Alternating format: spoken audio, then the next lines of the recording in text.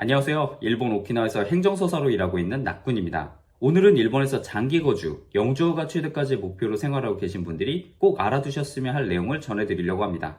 바로 최근 일본의 언론을 통해 보도된 외국인 영주허가 심사 요건 엄격화에 대한 소식입니다. 취업해서 10년 이상 문제없이 성실하게 세금 내며 살고 있으면 영주자가 될 수 있다.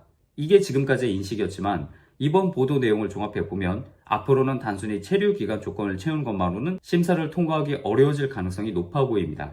시작하기 전에 미리 말씀드리고 싶은 건 아직 출입국 재료관리청의 공식 가이드라인이 발표된 것은 아니라는 점입니다. 이번 영상은 어디까지나 보도된 내용을 바탕으로 이번 영주허가 심사 조건 개정안의 내용을 정리해보기 위한 것입니다. 영주허가 심사 개정안의 첫 번째 내용은 소득 요건의 상향입니다. 지금까지의 영주허가 심사에서는 독립된 생활을 유지할 수 있는 자산이나 기능을 확인하기 위해서 1인 가구 기준으로 대략 연봉 350만엔 이상, 이것을 하나의 암묵적인 커트라인으로 보고 있었습니다. 하지만 이번 보도에 따르면 앞으로는 일본의 세대 소득 평균을 상회하는 연수입을 계속해서 충족할 것을 요구할 가능성이 제기되었습니다. 세대 평균 소득의 기준을 어디에 둘지 정말 애매하지만 최근 몇 년간의 통계에 따르면 일본의 세대당 평균 소득은 약 500에서 600만엔 수준입니다. 물론 가구원 수에 따라서도 기준 금액이 달라질 것이고 지역에 따라서도 크게 달라집니다. 그리고 매년 바뀌는 금액이니까 아직은 정확한 연수입 조건을 판단할 수 없는 상황입니다. 하지만 어쨌든 지금보다 더 높은 연소득을 요구한다는 것은 확실하며 더군다나 이 기준을 계속해서 유지해야 한다는 것입니다. 이직이나 회사의 실적 악화 등으로 일시적으로 연봉이 낮아지는 경우도 심사에 불리하게 적용할 수 있으므로 안정적인 소득 유지가 더욱 중요해질 전망입니다.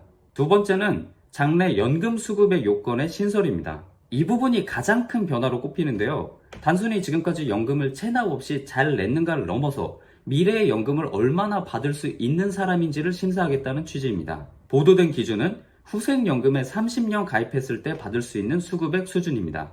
이 조건에 대한 내용은 정말 애매하긴 한데 예를 들어 세대 평균 소득을 500에서 600만엔 사이로 잡으면 직장인이 30년간 후생연금을 납부했을 때 받게 되는 예상 연금 수급액 연 약 90에서 95만엔 정도가 나올 겁니다. 그런데 영주허가를 신청한 외국인이 40대 혹은 그 이상의 나이대일 경우 아무리 성실하게 납부했어도 가입 기간에 한계가 있으니 장래 예상 수급액은 어떻게 해도 그 수준에 도달할 수는 없습니다. 그러니까 기준액을 물리적으로 충족하기 어려운 상황도 예상되는데 이 내용이 단순하게 적용된다면 사실상 영주허가 신청에 나이 제한이 생긴 것과 별 다를 게 없다고 느껴집니다.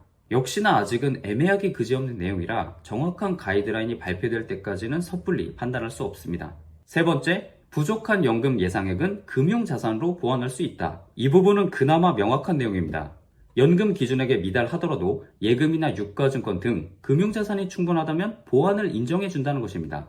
어느 정도의 금융자산이 필요할지는 평균 세대 소득과 연금 수급액 계산식이 명확해져야 알 수 있을 듯 하지만 경우에 따라서는 몇백만엔 수준의 예금 자산으로는 충분하지 않을 거라고 생각합니다. 여기서 한 가지 주의할 점은 입건의 자산 출처 심사입니다. 영주허가 신청 직전에 갑자기 융통한 자금은 인정받기 어려우며 그 자산을 어떻게 형성했는지 명확한 소명 자료가 필요할 것으로 보입니다. 네 번째는 배우자 특례 요건의 변경과 소급 적용의 변수입니다. 기존에는 일본인과 결혼한 경우 혼인 3년 이상, 일본 체류 1년 이상이면 영주허가 신청이 가능했습니다. 하지만 이 요건 역시 혼인 5년 이상, 일본 체류 3년 이상으로 기간이 연장될 가능성이 거론되고 있습니다. 이 부분은 예전부터 거론되던 내용이라 그대로 적용될 가능성이 크다고 생각합니다. 무엇보다 신경 쓰인 점은 제도의 시행 시기와 적용 대상입니다. 보도 내용의 일관성이 좀 없긴 하지만 일부 조건은 빠르면 올해 2026년 10월부터 적용될 가능성이 있고 그 외 조건은 2027년 4월부터 적용될 방침이라고 합니다. 이미 영주허가를 신청하여 심사를 기다리고 있는 안건에 대해서도 새로운 기준을 적용될 수 있다는 이야기가 있는데 행정 절차에 있어 심사 중인 안건의 기준을 변경하는 것이 타당한지에 대한 의문은 들지만 아직은 상황을 예의주시할 수밖에 없을 듯합니다. 마지막으로 이러한 제도 개편의 배경입니다. 이것이 납득할 만한 사정인지는 둘째치고 고령화 사회로 접어든 일본의 재정 상황과 이번 개정안의 이유는 맞닿아 있다고 생각됩니다. 세수를 늘리는 동시에 향후 일본의 사회보장 제도에 경제적 부담을 더하지 않고 자립할 수 있는 외국인에게만 영주허가를 부여하겠다는 취지로 보입니다. 역으로 생각하면 고도인재 등 장기적으로 일본 사회에 기여할 가능성이 높은 젊은 세대에게는 어쩌면 세부적인 완화 조치가 뒤따를 수 있다고 생각하지만 아직은 확정된 바가 없으므로 보수적으로 대비하는 것이 안전합니다.